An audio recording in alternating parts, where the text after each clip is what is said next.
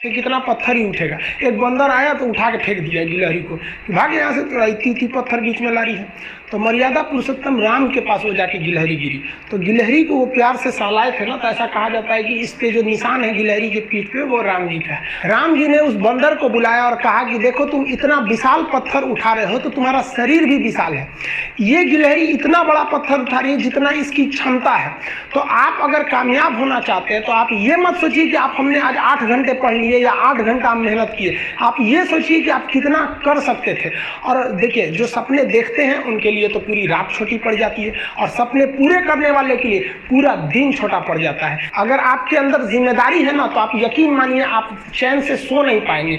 जिम्मेदारी ऐसी चीज होती है जो रातों की नींद छीन लेती है। रात में जगने वाला हर लड़का आशिक नहीं होता।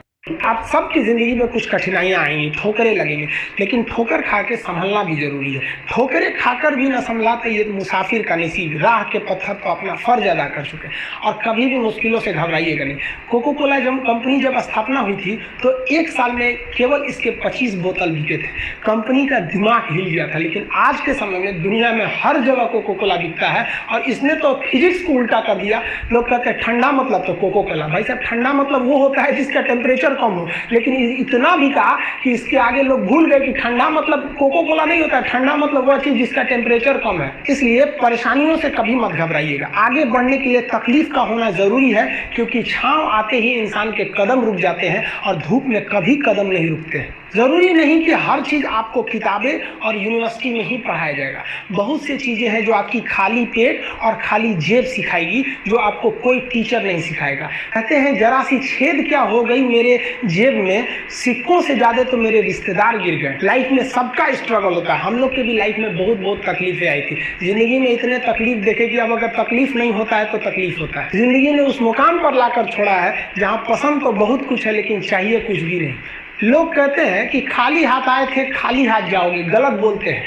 लोग भले खाली हाथ आते हैं, लेकिन जब जाते हैं तो अपने साथ कुछ संस्कार, कुछ यादें छोड़ जाते हैं। एपीजे अब्दुल कलाम खाली हाथ तो आए थे, क्या खाली हाथ गए? हमारे जितने देश के लोग हैं उन देशवासियों के लिए प्रेरणा के स्रोत बन गए। लेकिन अगर आप खाली हाथ आते हैं और खाली हाथ चले जाते हैं तो आपका पुरुष योनि में जन्म लेने का कोई अर्थ ही नहीं बना।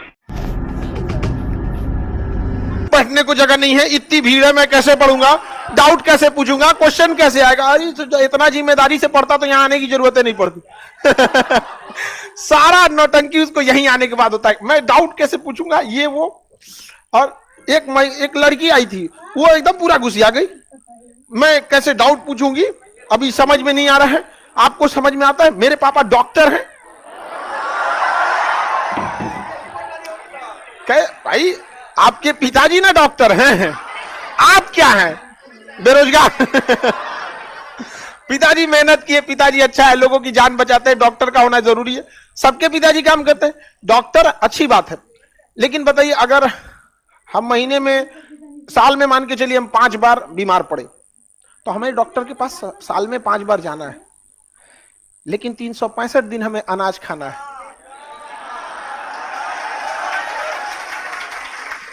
समझ में आया ना? 365 दिन वो किसान उगाता है, जिसको लोग कोई वैल्यू नहीं देते। समझ में? लेकिन हम लोग तो भाई सबसे ज्यादा वैल्यू किसान को। क्योंकि देखिए, आप किसी स्कूल 1 महीना अगर क्लासेज बंद रहे, चल सकता है। दिवाली, दशहरा, होली, 10 दिन 15 दिन क्लासेज बंद रहते, मुंह बंद कर लेंगे, खाना ही बढ़ेगा। पेट आप क्या करते हैं? एक दिन तो आदमी उपवास रखता है, तो रात पारण के टाइम तो आदमी का जान डायनासोर खा जाए पूरा। एक दिन के व्रत में हाल समझ में आ गया कि नहीं? अब निर्जला होता, तो सबका अपना अपना वैल्यू रहना चाहिए। हर इंसान का अपना एक वजूद होता है। आप भी स्टूडेंट है, आपकी भी अपनी, यही दिन एक बार याद करेंगे आप लोग। ईमानदारी से पढ़िए, जो चीजों को हम बताते हैं उसको घर पे जाके प्रॉपर रिवाइज करते रहिए। ईमानदारी से नहीं पढ़ेंगे ना, तो अभी आप लोग एक स्टूडेंट लाइफ में, तो आपको लगेगा दुनिया अजीब टाइप की। हाँ, यहाँ पे ये धर्म अलग है, ये जाति अलग है, ये। जब बड़े होइएगा ना, जब अपने ऊपर आएगी तब समझ में आएगा। ये जो चीज देखती है दुनिया, अमीर हो या गरीब, बाकी सबको नाप कर देगी। पैसा आपके साथ ऊपर तक नहीं जाएगा, लेकिन जब तक आपके साथ है आपको नीचे गिरने नहीं देगा।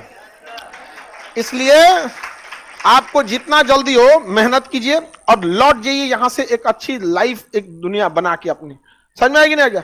लेकिन अगर मजाक में रखेंगे तो ऐसा नहीं है कि आप पढ़ते नहीं हैं, सब पढ़ते हैं।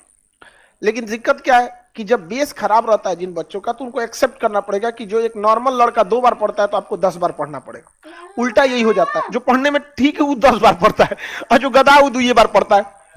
तो आपको यह मानना पड़ेगा कि अगर आप पढ़ने में कमजोर हैं तो आपने गलती किया है, अब उसको सुधारिए। लास्ट मोमेंट डे 1 से, जैसे ये बैच नया है, इसको आप सुधार सकते हैं कि हम जितना बोल रहे हैं आपको वो कंठस्थ रहना चाहिए। पढ़ने वाले लड़कों की एक खासियत होती है, वो एक्सटेम्पोर एकदम रेडी रहते हैं। जिन लड़कों का टॉपर को देखिएगा ना, उनसे जो चैप्टर हो पूछना पूछ दीजिएगा। और जितने फेलियर कैटेगरी के, उनमें एक आदत लगी रहती है, अच्छा ये तो पढ़ाई गया, रिवाइज नहीं किए हैं।